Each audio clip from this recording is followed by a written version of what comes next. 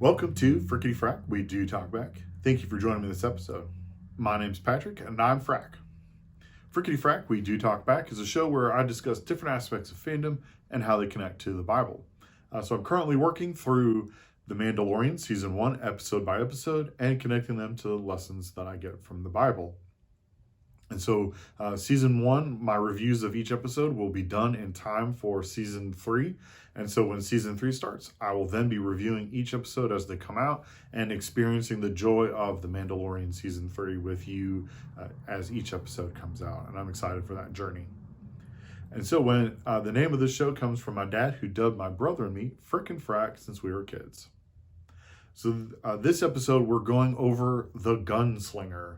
And so this is an interesting episode because it starts off with Mando. You know, he's been tracked again by another bounty hunter. He gets in a space battle, and the damage from the battle causes him to land on Tatooine, where he has to make repairs, but the repairs are more expensive than he can afford to pay, so he needs to go find a bounty hunting job to take care of it. And so this is where he meets Toro Calican, and he's sitting leaned back in the bar. And one of the things I love about this bar is that this is a bar that is being served by a droid, and there are droids throughout the cantina, which remember from A New Hope.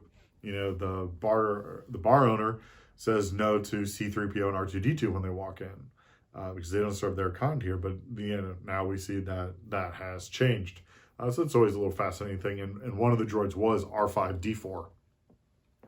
And so anyway, so Toro Calican, he's kind of, I'm going to talk more about him because he's going to connect more to the biblical lesson in just a bit. But for me, he kind of gives this kind of like James Franco vibe, and he's kind of, he just kind of, you can just kind of tell that he's very wet behind the ears.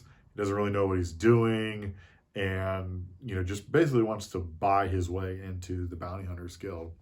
And so, so he hires the Mandalorian.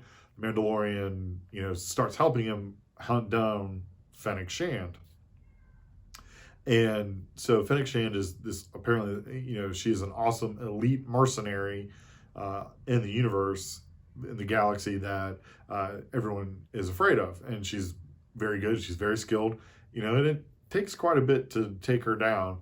But one of the best parts about all of this is they stop when they reach Tusken Raider land. And so in this, the Tuskens speak a form of sign language with the Mandalorian and Toro, but Toro doesn't understand anything that's going on. And so Mando explains the situation, and the Tuskens, they work out a deal, and they're able to go through the land unmolested. One of the cool things about the Tusken Sign Language is that it was in fact a deaf actor who created the language for the Tusken Raiders based off of, he created the sign language for them. And one of the interesting things about him is that he has a famous connection for my wife. He's in fact the husband to the actress who played Sue Thomas in Sue Thomas FBI. And so it was just really great that they had an actual deaf person create the language, and it was just really great to see that, and just fascinating in different aspects of Star Wars language and things like that. The other thing is the great thing about mechanics in movies in general is that they're able to do anything to your vehicle, where in real life, most of the time, you go to a mechanic, they'll do general practice, but they also might do some really well. They're really great with oil change or fuel pumps, things like that, or they're your bodywork people, things like that, where, in movies, your mechanic, they can do everything. But there's great scenes with the mechanic. She's, hilarious, finds the child, And then throughout my favorite part is when she's looking at the child and she says, well, I'm going to feed you and then I'm going to charge Mando extra for taking care of you. And I was like, that's great. Loved it. Loved this episode. So for this episode, the biblical theme comes from 1 Timothy chapter 6, verse 10. This is what it says. For the love of money is a root of all kinds of evils. It is through this craving that some have wandered away from the faith and pierced themselves with many pangs. So this wannabe bounty hunter, Toro Calican, as I say, he kind of gives off this James Franco vibe, but he ends up turning on Mando because of wanting too much. He spends some time alone with Fennec Shand, and Fennec Shand realizes that, it's like, oh, this guy's he's not very bright. He'll be very easily to manipulate, and is like, all right, if you leave me, if you leave me alone, I'll help you capture the Mando. Because, she's like, you want in the Bounty Hunters Guild, right? Well, here's something even better that I can give you than me. And, which, getting into the Bounty Hunters Guild, I guess is an admirable quality. As I've mentioned, there's basically only a few different professions in the Star Wars universe. Bounty hunter is one of them, farmer is the other, merchant, and, that's really kind of about it, other than being a princess or a Jedi Knight, things like that, apparently. Anywho, and so he has this vibe, and throughout all of it, like he's like, look what I've got. Like when Mando's like, all right, come back here, bring back the speeder bikes, get a speeder bike so we can get to the quarry quickly and things like that. And he's like, all right, yeah, look what I got. And Mando's just kind of like, whatever, we just need speeder bikes. And he's like, all right, fine. And then, when they get to the Tusken Raiders, like, all right, gotta give them the binocs to, so we can travel safely through there. He's like, man, those are brand new. And so he had to give up brand new binocs for it. And so then on top of it, he's like, I don't care about the money. I just want in. And honestly, I could totally see him, betraying Mando anyways, and be like, I'm gonna, here's some money. Here's what you're worth. And he just goofs around, not taking any of this seriously. And so he gives off the vibe that he wants instant success with as little work as possible. Like he's like, because Fennec Shand plays off of this. She's like, if you capture Mando and bring him in, you'll be a legend now. And I could totally see that. For what it's worth, if it had worked, I guarantee you that'd be the only job he'd do. He'd be like, hey, you should, he's like, all right, bring me all the drinks, bring me all the food, bring me all the stuff. Cause he's like, who caught the Mando? This guy. And, I could totally see him being that person who would live off of being a one-hit wonder and try to milk that for all that he can. And so this goes back to the Bible verse of 1 Timothy 6:10. Like, he loves money. He wants the legendary status. He wants the fame, and all of that goes with it, but without having to put in any work. Now, unfortunately for me, I can see myself in Toro. Now, I mean, he's a complete jerk. Now, don't get me wrong. I'm not going to betray anybody ever, at least not on purpose. If I do, it's always by accident. I didn't mean to or anything like that. I'm not going to throw anyone under the bus intentionally, like I said.